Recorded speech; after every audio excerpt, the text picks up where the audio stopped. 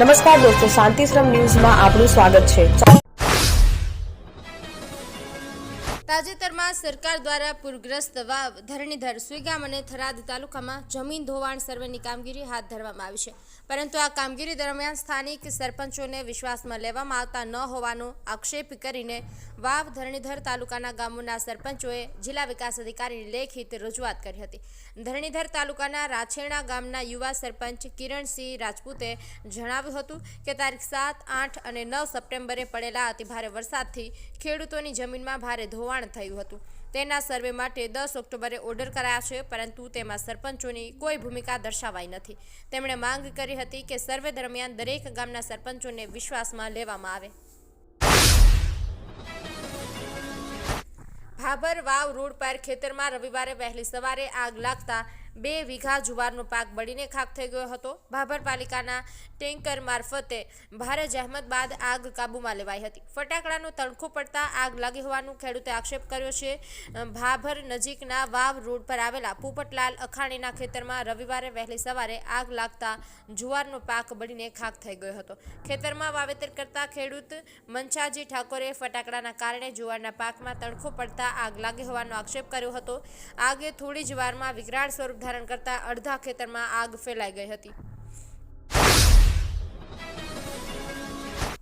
થરાદના નાગલા ડોડગામમાં ભરાયેલા વરસાદી પાણીનો નિકાલ નર્મદાની કેનાલોમાં કરાઈ રહ્યો છે। જો કે આ કેનાલો ઠેર ઠેર સ્થળોએ તૂટેલી હોવાથી વરસાદી પાણી ખેતરોમાં ભરાઈ ગયા હોવાથી જમીન બંજર બની ગઈ છે। આ પ્રશ્નનો ઉકેલ લાવવા માટે ખેડૂતો આજે થરાદ કલેક્ટર કચેરીએ રજૂઆત કરવા ઉમટી પડશે। વાવ થરાદ જિલ્લામાં અતિ ભારે વરસાદથી થરાદના નાગલા, ખાનપુર, ડોડગામ વિસ્તારમાં વરસાદી પાણી ભરાયેલા પડ્યા છે, જેના કારણે વિસ્તારની જમીનો બંજર બની ગઈ છે। જે વરસાદી પાણીનો નિકાલ વારંવાર મોટર મૂકી માલસણ અને માડકા બ્રાન્ચ નર્મદા કેનાલમાં કરવામાં આવી રહ્યો છે।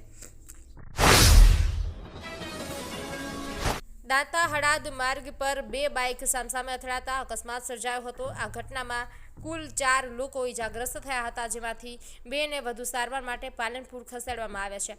પ્રાથમિક માહિતી અનુસાર બંને બાઇક પર 3 પુરુષ અને 1 મહિલા સહિત કુલ 4 વ્યક્તિઓ સવાર હતા। સામસામે ટકરાતા આ અકસ્માત સર્જાયો હતો। અકસ્માતમાં સવાર 4 પૈકી 2 લોકોને સામાન્ય ઈજાઓ પહોંચી હતી। તેમને તત્કાલિક દાંતા સિવિલ હોસ્પિટલ ખાતે સારવાર અર્થે ખસેડવામાં આવ્યા હતા, જ્યારે અન્ય 2 વ્યક્તિઓને માથા પર અને પગના ભાગે ગંભીર ઈજાઓ થઈ હતી। 108 એમ્બ્યુલન્સ દ્વારા તેમને વધુ સારવાર માટે પાલનપુર સિવિલ હોસ્પિટલ ખાતે ખસેડવામાં આવ્યા હતા। Simco Sunlight Paints, Simco Sunlight Paints કવિન સાફ્ટર મશીનથી કલર બનાવનાર નવીન ઘરને સુશોભિત કરવા એકવાર અવશ્ય મુલાકાત લો।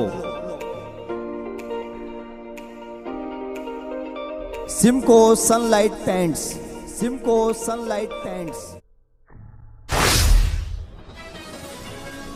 બનાસકાંઠા જિલ્લામાં આજે દિવાળીનું પર્વ હર્ષોલ્લાસથી ઉજવવામાં આવશે। રાત્રે ઘરે ઘરે દીપ પ્રગટાવવામાં આવશે। રાત્રે આકાશ ફટાકડાઓની અવાજથી ગુંજી ઉઠશે। આ દરમિયાન કાળી ચૌદસની રાત્રે ગ્રામીણ વિસ્તારોમાં માતાજીનું કરવઠું કરવામાં આવ્યું હતું। બનાસકાંઠા અને થરાદ વાવ જિલ્લામાં દીપોત્સવના પર્વની હર્ષોલ્લાસથી ઉજવણી કરવામાં આવી રહી છે। વાઘબારસ પછી ધનતેરસની રાત્રિએ લોકોએ શ્રી લક્ષ્મી માતાજીની પૂજા અર્ચના કરી હતી, જે પછી રવિવારે રાત્રે કાળી ચૌદસની રાત્રિએ ગ્રામીણ વિસ્તારોમાં લોકોએ કુળદેવી સહિત માતાજીનું કરવઠું કરી પૂજા અર્ચના કરી હતી।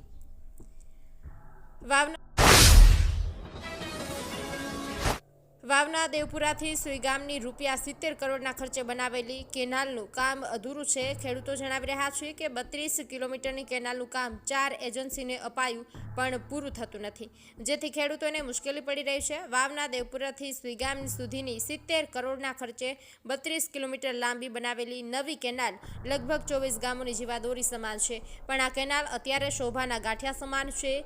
આ અંગે વાસરડાના ખેડૂત ભાણજીભાઈ સહિતે આક્રોશ પૂર્વક જણાવ્યું હતું કે કેનાલના 4 ભાગ પડી જુદા જુદા 4 એજન્સીઓને કામ સોંપેલું હતું। અમદાવાદના પારડી વિસ્તારમાં આવેલા શ્રી લક્ષ્મી વર્ધક જૈન દેરાસરમાં થયેલી 1.64 કરોડની કિંમતના ચાંદીના દાગીના અને જળતરની ચોરીનો ભેદ ઉકેલાયો છે। આ મામલે અમદાવાદ ક્રાઇમ બ્રાન્ચે મુખ્ય આરોપી પૂજારી મેહુલ રાઠોડ સહિત ચોરીમાં સંડોવાયેલા અને ચોરીના મામલો વહીવટ કરનાર વેપારીઓ સહિત કુલ 5 આરોપીઓની ધરપકડ કરી છે અને પૂછપરછ સામે આવ્યું છે કે છેલ્લા 15 વર્ષથી પૂજારી તરીકે સેવા આપતા મેહુલે છેલ્લા 2.5 વર્ષમાં કટર વડે કટિંગ કરીને 170 કિલોથી વધુ ચાંદી ટુકડે ટુકડે ચોરી કર્યું હતું. ચોરીના માલની ઓળખ ન થાય તે માટે વહીવટ કરનાર 2 વેપારીઓ ચોરીનું ચાંદી ગાળીને તેના બદલે નવું ચાંદી ખરીદી લેતા હતા. ક્રાઇમ બ્રાન્ચે આરોપીઓ પાસેથી 48 કિલો ચાંદી, રોકડ અને બોલેરો પિકઅપ કબજે કર્યા છે. દીપાવલીના શુભ પ્રસંગોનો પ્રારંભ થઈ ચૂક્યો છે ત્યારે વડોદરાના શિવભક્તો સંસ્કારી નગરીની આગવી ઓળખ અને ફૂલોના સુગંધ ફેલાવવા માટે વડોદરાથી કેદારનાથ ખાતે પહોંચ્યા છે. શિવભક્તો દ્વારા ફૂલોથી મંદિરને ભવ્ય શણગારવામાં આવી રહ્યા છે.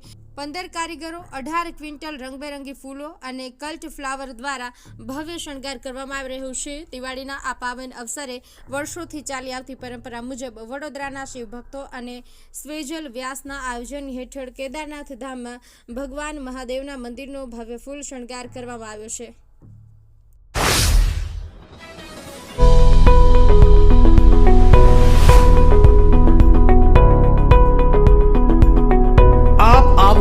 આજે દિયોદરમાં બનાસ ડેરી સંચાલિત ઉમંગ મોલમાં જ્યાં આપને મળશે બનાસ ઘી, બનાસની ચા, નવરસ તેલ સહિતની જીવન જરૂરિયાત તેમજ કરિયાણું તથા કોસ્મેટિક ચીજ વસ્તુઓ તેમજ પશુઆહાર સામગ્રી મળશે વ્યાજબી દરે. આજે સંપર્ક કરો ઉમંગ મોલ, ખીમાળા બાબર હાઈવે, તિરુપતિ સોસાયટીની સામે બ્રિજના છેડે. આજે સંપર્ક કરો 94 276 45 123. ગાંધીનગરના સ્વામિનારાયણ અક્ષરધામમાં તારીખ 20 થી 26 ઓક્ટોબર સુધી દીપોત્સવની ઉજવણી કરાઈ રહી છે.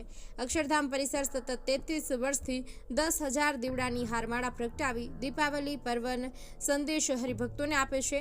સંધ્યા સમયે હજારો દીવડાઓ વચ્ચે દેદીપ્યમાન અક્ષરધામ મંદિર હરિયાવ બગીચાઓને પ્રકાશમય બનાવતું ગ્લો ગાર્ડન નીલકંઠ વાટિકામાં નયન રમ્ય રોશની સંગીત અને 18 ગૌમુખમાંથી વહેતી જલધારા મધ્યે સ્થિત 49 ફૂટ ઊંચી તપોમૂર્તિ નીલકંઠ વર્ણોની રમણીય મૂર્તિ આ આકર્ષણોને શણગાર કરાશે. તારીખ 20 થી 26 સુધી દર્શનાર્થીઓ અક્ષરધામમાં દીપોત્સવના પર્વની અનુમતિ આ સાંજે 6 થી 7:45 દરમિયાન કરી શકશે. 20મી સુધી પ્રદર્શન ખંડો, વોટર શો સહિત અક્ષરધામના આકર્ષણો ખુલ્લામાં રાખવામાં આવશે.